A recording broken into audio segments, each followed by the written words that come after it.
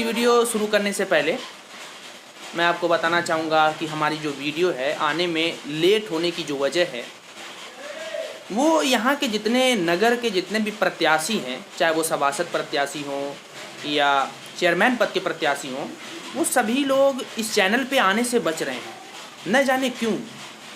हालांकि उनका कहना है कि वो काफ़ी व्यस्त हैं, वो बहुत बिज़ी चल रहे हैं।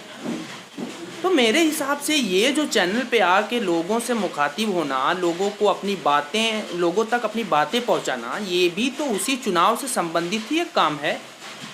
फिर इसके लिए 25 मिनट या फिर आधा घंटा देने में मुझे तो नहीं लगता कि आदमी इतना ज़्यादा बिजी हो कि वो 25 मिनट न दे पाए। बहरहाल हम सभी प्रत्याशियों से गुजारिश करेंगे कि वो हमारे चैनल पे आएँ और अपनी बात इस वीडियो के माध्यम से, इस चैनल के माध्यम से जनता तक पहुंचाएं। अब बात करेंगे हमारे आज के मेहमान की। आज हमारे साथ जो शख्सियत बैठी है, गांव का हर व्यक्ति, हर आदमी, हर बच्चा इनके नाम से वाकिफ़ है। एक उर्दू में काफ़ी मशहूर शेर है जिसमें कहा गया है, गिरते हैं शहसवार ही मैदान जंग में, गिरते हैं शहसवार ही मैदान जंग में, वो तिफ़्ल क्या गिरेगा जो घुटनों के बल चले। ये जो शेर है ये हमारे आज के मेहमान के ऊपर बिल्कुल सटीक बैठता है। मैं ये बात क्यों कह रहा हूँ, क्योंकि अब तक इस नगर में जो इससे पहले जो प्रधानी हुई, जब ग्राम पंचायत थी, तो इन्होंने पर्चा दाखिला किया और चुनाव लड़ा। हालांकि वो मजबूती के साथ नहीं लड़ सके, लेकिन आप जब भी उठाएंगे, इतिहास उठाएंगे, रिकॉर्ड उठाएंगे, तो वसीम अकरम का जो नाम है आप उस रिकॉर्ड में बिल्कुल पाएंगे। और जब ये नगर पंचायत बनी और इस ग्राम पंचायत को नगर का जब दर्जा मिला, फिर भी इन्होंने अपने कदम पीछे नहीं हटाए और पहले निकाय चुनाव में भी इन्होंने पर्चा दाखिला किया, चुनाव लड़ा और इतिहास के पन्नों में अपना नाम दर्ज करवाया।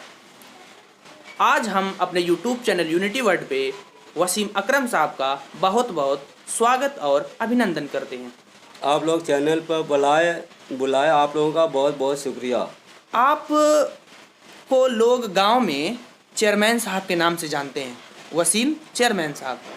तो सबसे पहले हम आपसे ये पूछेंगे कि जब से ये नगर पंचायत बनी है, पहला चुनाव हुआ है निकाय चुनाव का, और वर्तमान जो हमारे चेयरमैन हैं वो पहले चेयरमैन हैं, और पिछली बार आपने भी चुनाव लड़ा था। इस बार आपका क्या इरादा है, आप चुनाव लड़ेंगे? इस बार मैं चुनाव नहीं लड़ूंगा, मुलतवी कर रहा हूँ। अच्छा, इस बार आप चुनाव मुलतवी कर रहे हैं, चुनाव नहीं लड़ रहे हैं। अगर हम आपसे पूछें कि चुनाव न लड़ने की वजह क्या है, तो आप क्या बताएंगे? यही हमारे आर्थिक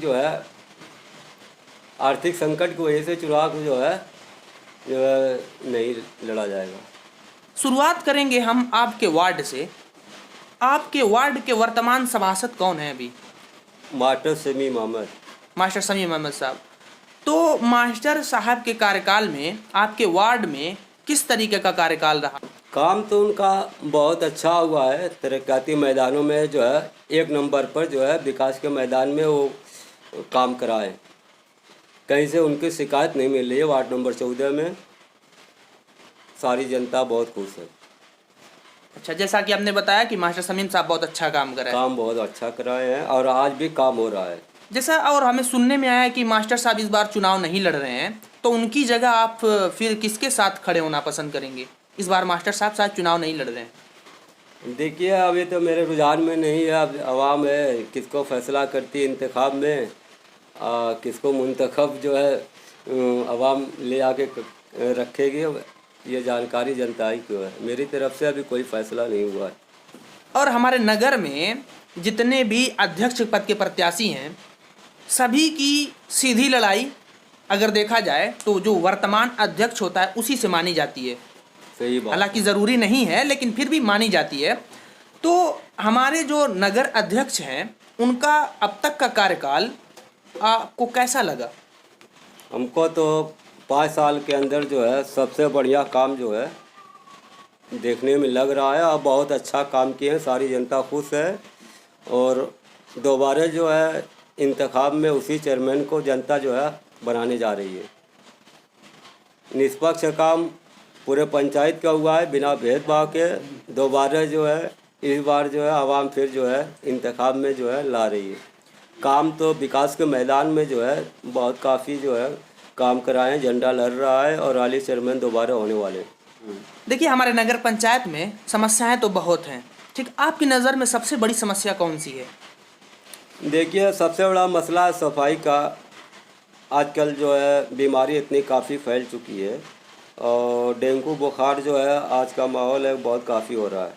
ऐसे स्थिति में सभी पोखरियों का गंदा पानी जमा होने से टाइफाइड, मलेरिया बुखार, डेंगू का खतरा जो है काफ़ी बढ़ गया है और जो है सफाई के लिए जनता हमारी इंतज़ार कर रही है। और दूसरी समस्या, सबसे बड़ी समस्या जो हमारी बिजली की समस्या है, तो बिजली की समस्या में आपने अब तक कितनी जानकारी प्राप्त की है? अगर आपके पास ज़्यादा जानकारी हो तो हमारे दर्शकों को भी बताएं कि जो बिजली की समस्या है उसका हल और निस्तारण का काम अभी कहाँ तक पहुँचा है? देखिए, हमारी जानकारी में अभी तक इसका जो है कोई जो विवरण नहीं आया है, न हमको जो है इसकी सूचना है। अब जो लोग आ रहे हैं जा रहे हैं वही बता सकते हैं कि काम कहाँ तक जो है इसका हुआ, हमको इसकी जानकारी नहीं है। जैसा आपने पिछली बार निकाय चुनाव में अपना दांव आजमाया था और आप अध्यक्ष पद के लिए लड़ाई लड़ी थी, तो जब आपने ये घोषणा की कि इस बार मैं चुनाव नहीं लड़ूंगा, तो अन्य प्रत्याशियों ने आपसे संपर्क किया कि आप मेरे साथ हो जाइए, मेरे सहभागी बन जाइए, ऐसा किसी पार्टी मतलब किसी अध्यक्ष पद ने किया? बहुत से लोग आए, मैं कहा कि मैं आज़ाद रहूँगा और मेरा फैसला आज़ाद रहेगा, किसी के दबाव में हम नहीं रहेंगे। और जनता जिसको ज़्यादा चाहेगी कि काम के मैदान में ज़्यादा करा सकते हैं उसका साथ दिया जाएगा। और इस समय अगर सबसे देखा जाए कि जो मजबूती से लड़ने वाले उम्मीदवार हैं, तो आप किन किन उम्मीदवारों को ऐसा मानते हैं कि जो सबसे मजबूती से लड़ेंगे आपस में? देखिए, वर्तमान चेयरमैन है जो सबसे ज़्यादा मजबूत हैं और काम बहुत अच्छा लोगों का कराए हैं और दोबारा जो हाली चेयरमैन फिर चुनाव जीतने जा रहे हैं और हमारी आवाम पंचायत की बहुत खुश है। जैसा कि आपने कहा कि अली जो हैं दोबारा चेयरमैन बनने वाले हैं, तो उनकी सीधी लड़ाई इस बार किससे होने वाली है? आपको क्या लगता है कि इस बार जो उनको टक्कर देगा वो कौन सा प्रत्याशी होगा? अब देखिए, ये जानकारी नहीं, लेकिन भाई वर्तमान चेयरमैन हमारे जो हाली चेयरमैन है जो काफ़ी मजबूत हैं और दोबारा जो है ये चुनाव जीत के बॉर्डर पे है, लड़ाई से जो है लड़ाई के मैदान में सबसे आगे चल रहे हैं।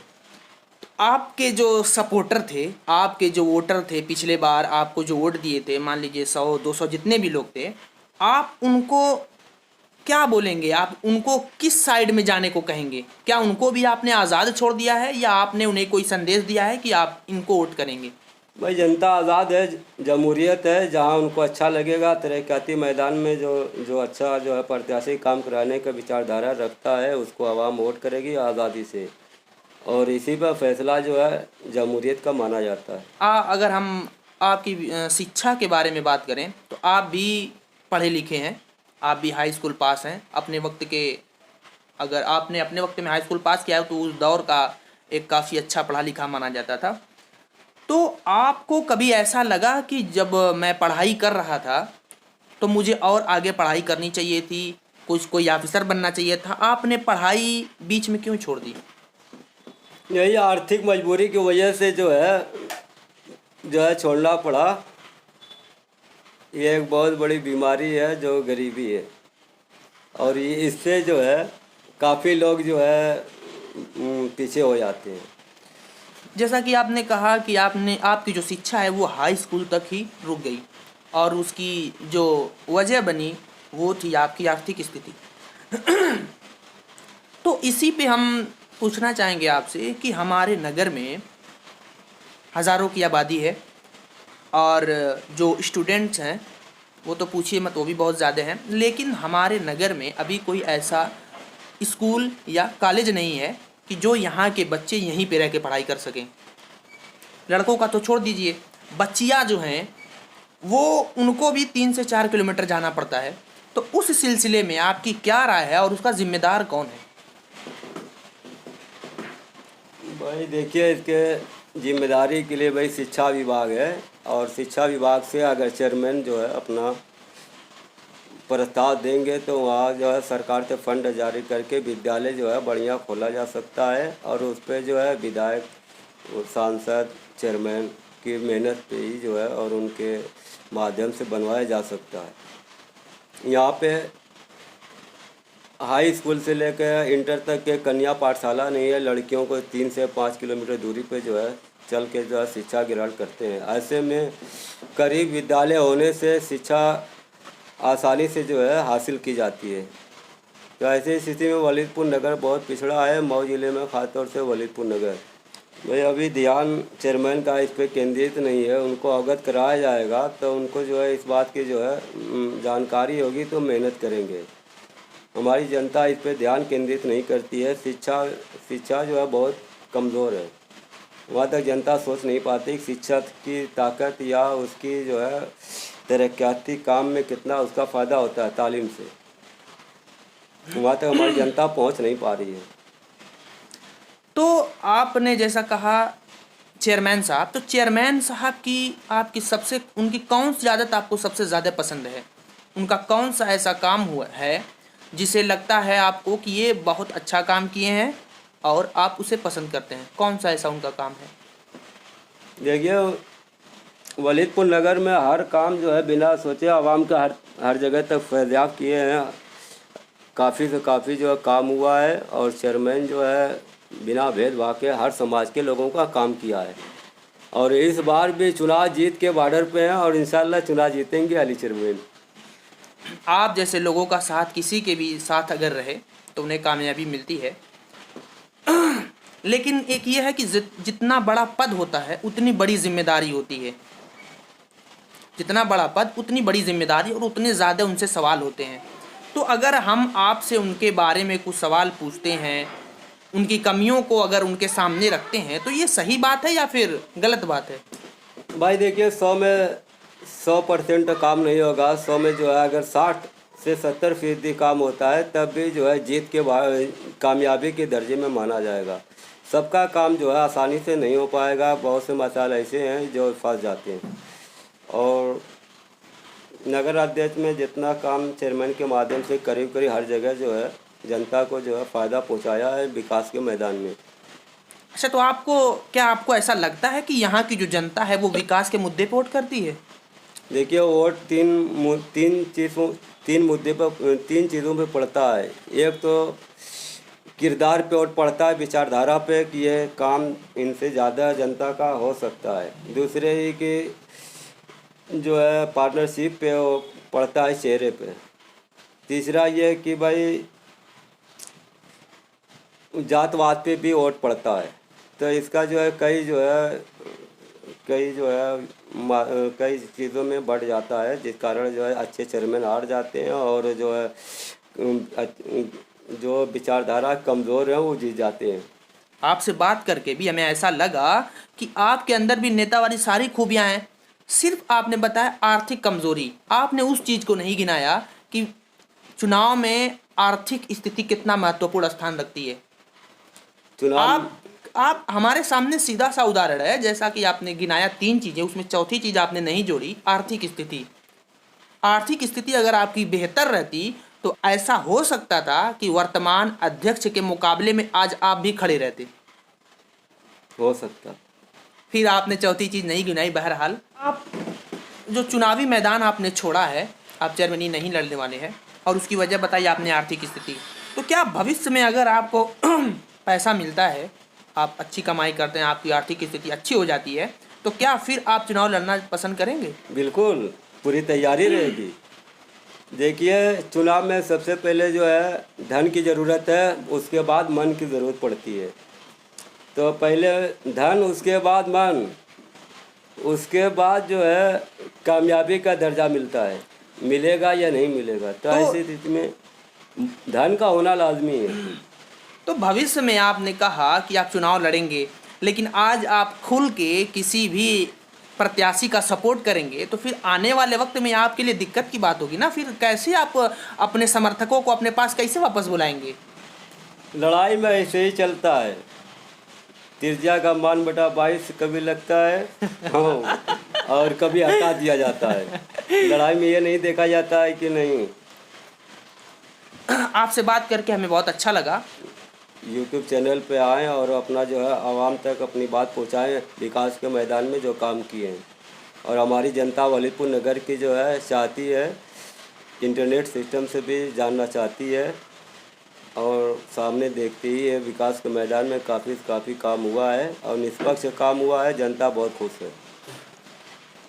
चलिए, आपके साथ बात करके हमें बहुत खुशी हुई और हम आपका बहुत बहुत धन्यवाद करते हैं कि आपने अपना बहुमूल्य समय हमारे यूट्यूब चैनल को दिया। बहुत बहुत शुक्रिया। और आपसे गुजारिश करेंगे कि आप कहें कि हमारे यूट्यूब चैनल को लाइक करें, शेयर करें और सब्सक्राइब करें। ठीक है भाई, हम जो बयान दिए हैं और इसको जो है यूट्यूब पर लाइक करें और उसको भेजें, सब्सक्राइब करिए ताकि धन्यवाद। सारी जनता देखे और उस पर जो फैसला ले।